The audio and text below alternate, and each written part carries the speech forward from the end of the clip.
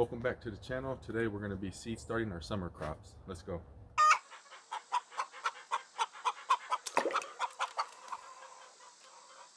Alright, so today we're going to be starting some of our summer crops. I already got the peppers and the tomatoes going.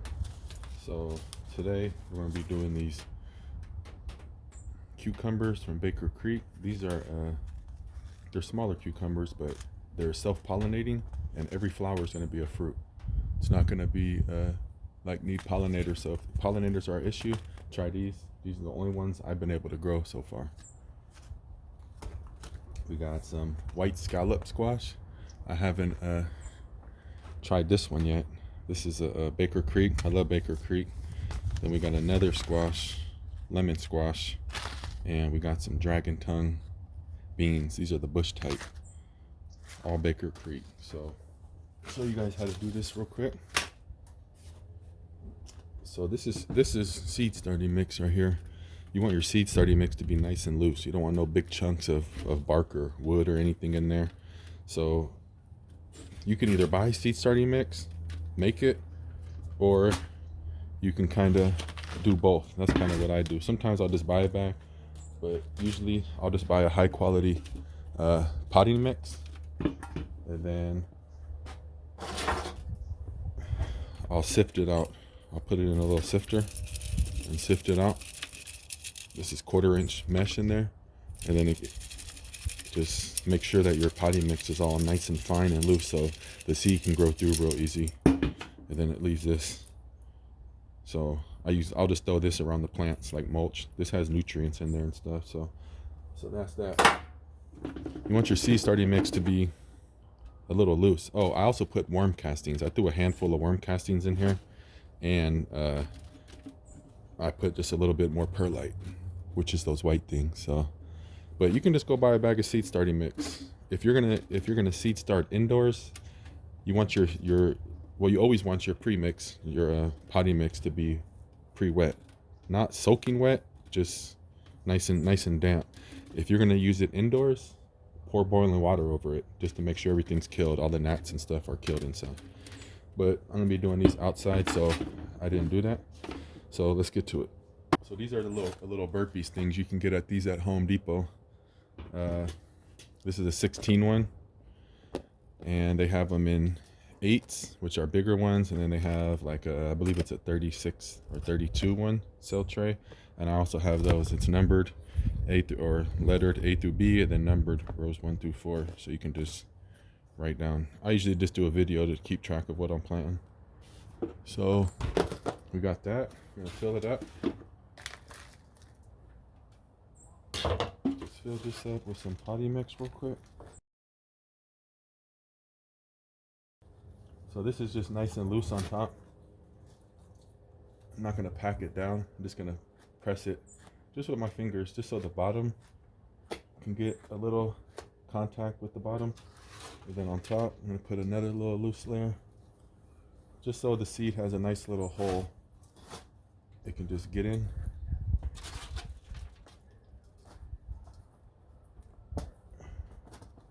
Just gently pat it down. You just don't want to pack it down like just jam it down. You don't want to do that. Alright, so we're going to start with these cucumbers. How the seeds look. And with cucumbers, I'm going to put 3 in each cell.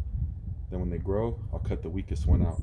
So when I plant it into the ground, I'll actually be putting 2 plants into the ground. So you can just use whatever you want. I'm just going to put 2 holes about 1/4 inch deep. And the reason I'm doing 3 is just so I could pick the 2 healthiest ones. Sometimes one might not germinate, one might be looking a little stressed out.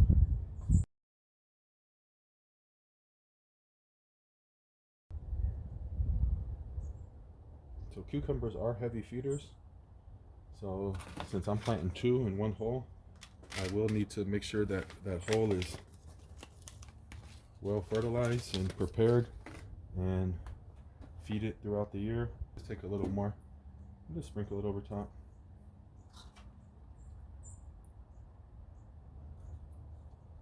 Make sure them seeds are covered, and we'll water all these in at the end.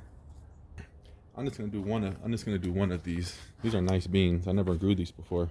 It's a bush type. So there's pole beans and there's bush beans. Pole beans are what they sound like. They grow up a pole. They vine up, so you'll have to have some kind of trellis or support to grow them. I like these because you can just tuck them in. Bush beans, you can just tuck them in throughout the garden, around the borders, edges, little holes you have.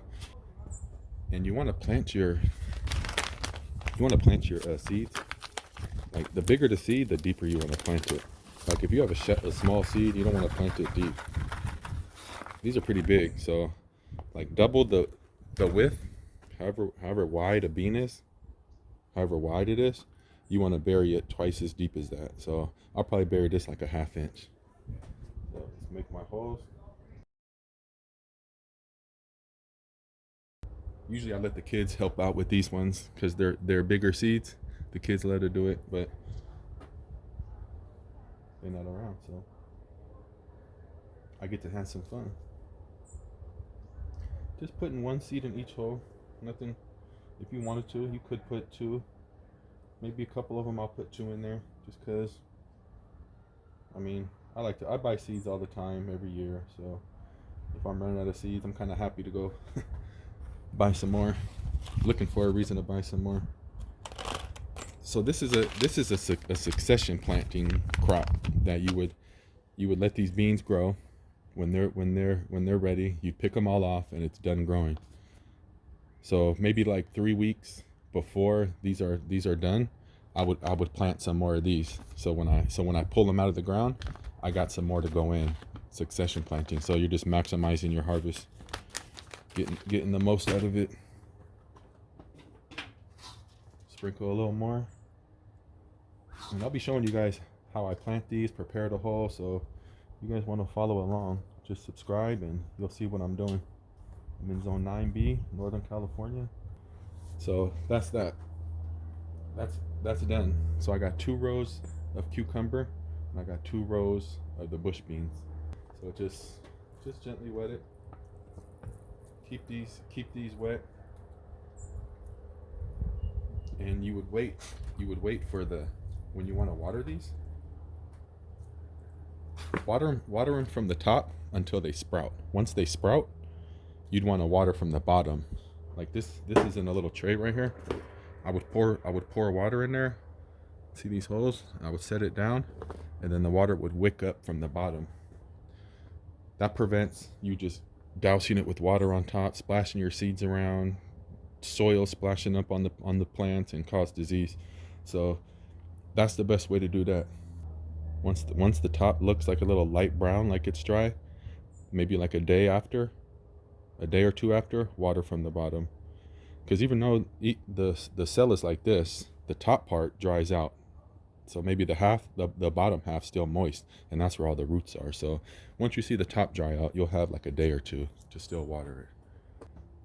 Real quick, a lot of people say direct sow beans and cucumbers. In my area, I get a lot of squirrels. Seeds are not the best. So I put them in these medium-sized ones. So I'm not going to let these just grow in here and get really big. Once they sprout and then have like maybe 4 leaves and get about 3 inches tall, I'll put them out. I'm not going to have these just sitting in there getting real big. So I just got a little hole in there, maybe like an inch deep. These just look like pumpkin seeds, squash seeds. I'll put 2 of these in each one. Now these squash plants, one plant produces a bunch. So if you're not on, like if you don't love squash, you don't need to plant like 8 squash. Like might be a little too much. What I do like to do though is I like to harvest them. I just went to I think it was like the Napa Culinary Arts Institution or something of California, something like that.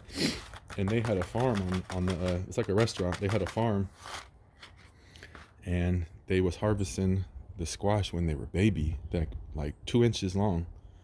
Like I loved them like that. So that's what I'm tending to do. I'm gonna grow two of each and probably harvest most of them when they're small. Highly recommend Baker Creek. Check them out. And then once it's like that, just cover it up with a little soil.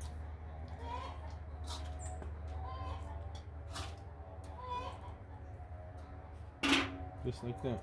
I'm in zone 9B. Our last frost is, today's March 7th. Our last frost is on the 10th, average last frost. So that's just an average when they say that. So start checking the weather. It still kind of seems a little cool. That's why I was kind of starting these a little later. I'm probably not going to put my summer crops out until maybe like the first week of April. So these are sitting here for maybe like 3 weeks. They'll get to a decent size. These grow really quick. That's why these are good to start later. Like, you know, tomatoes and peppers, like peppers, some of those super hots, you need to start 3 months before you put them out. And tomatoes, 6 to 8 weeks, maybe 6 weeks. And then I'll just water those in. So, oh, real quick, I got a surprise real quick. All right, so I just ordered these. Never grew these before. This is the KS White Thai. It's a pepper. It's supposed to be a really good, crispy, crunchy, sweet, hot but sweet. Got some sweetness to it also. So I got these from Texas Hot Pepper, and I got two free bonus ones. So that was cool. Didn't expect that. But yeah, I'm excited. I'm a pepper guy, so mostly I grow peppers. Like, I'm growing a ton of peppers. I probably grow like 13, 14 different types of peppers, if not more, every year. Super hots. So I'm just gonna do one little six cell tray of them peppers, and you guys could follow along. So most of my peppers I already started maybe like a month and a half, 2 months ago. But in California, we got a long growing season. That's what a lot of people fail to realize.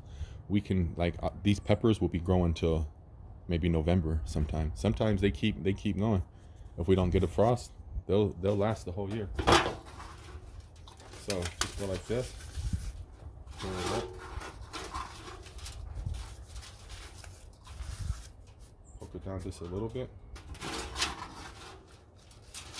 Loose soil on top. So I don't need 6 peppers. So I'm not gonna put 2 in each one. I just want to make sure I get some plants. That's why I'm doing 6. Usually I would probably just do like 3, but by doing more than you need, it gives you the chance to pick the healthiest one, the best one, and you can give it away if you don't want it. So if you guys like the video, consider subscribing, give it a like. Let me know what you guys want to see next.